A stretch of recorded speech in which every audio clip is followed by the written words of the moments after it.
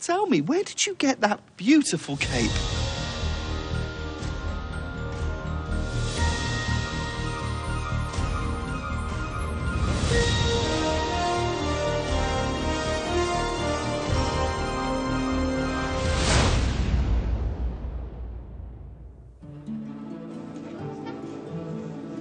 Colleen Atwood is a magnificent designer and amazing artist, and we've worked together many, many times as well.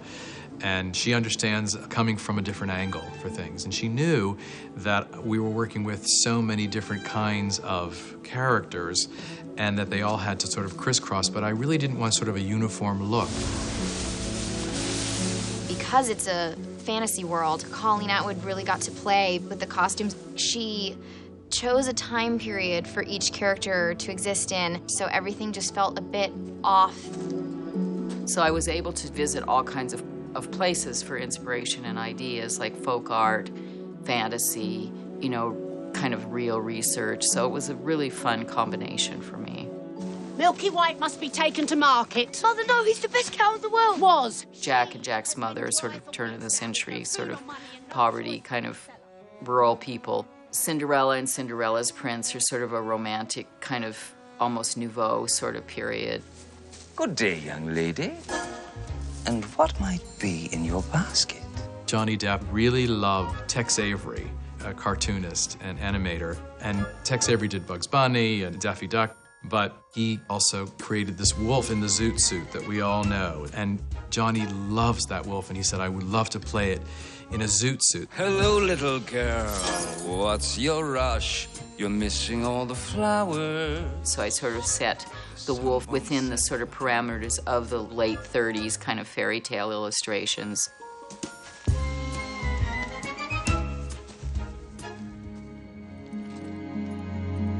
Rapunzel and Rapunzel's Prince are sort of in a bondagey medieval kind of vibe.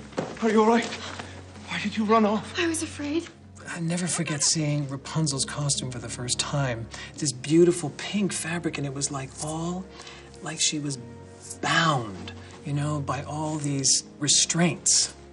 Here she is kept in this tower, you know, her mother thinking she's smothering her with love and she's just strangling her.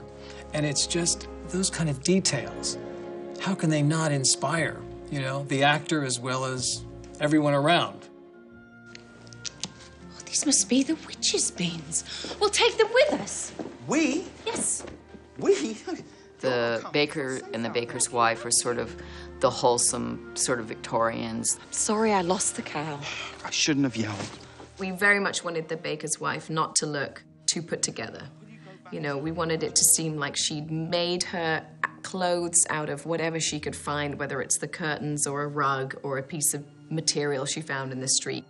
And the colors were very rich. We wanted to go with kind of reds and jewel tones and something that would look great against the woods. And Colleen Atwood, she was masterful at not only creating beautiful costumes, but at hiding the fact that I was pregnant during the shoot. Colleen was administering probably the largest shop I've ever seen on a film of seamstresses and tailors. I really wanted the woods to be part of the themes in the costumes, so I used the texture of wood for all the different costumes. So Meryl's costume's actually made with little tiny pieces of leather that are stitched onto a chiffon back, and then that is mounted on top of and combined with a leather that I found that was sort of like cracked bark that I cut into pieces and mounted onto net so it could move for the movement she had to have. And so it wouldn't go into just a huge black blob in the middle of the woods. I put a silver underslip underneath to catch the light. But when you work with an actress like Meryl Streep, you collaborate on what she's actually going to be doing in the costume, what her movement is, because that's part of her character. And early on, Meryl knew that as the witch, she was going to be crouched down and have this stance, almost like a spider stance that she was moving in.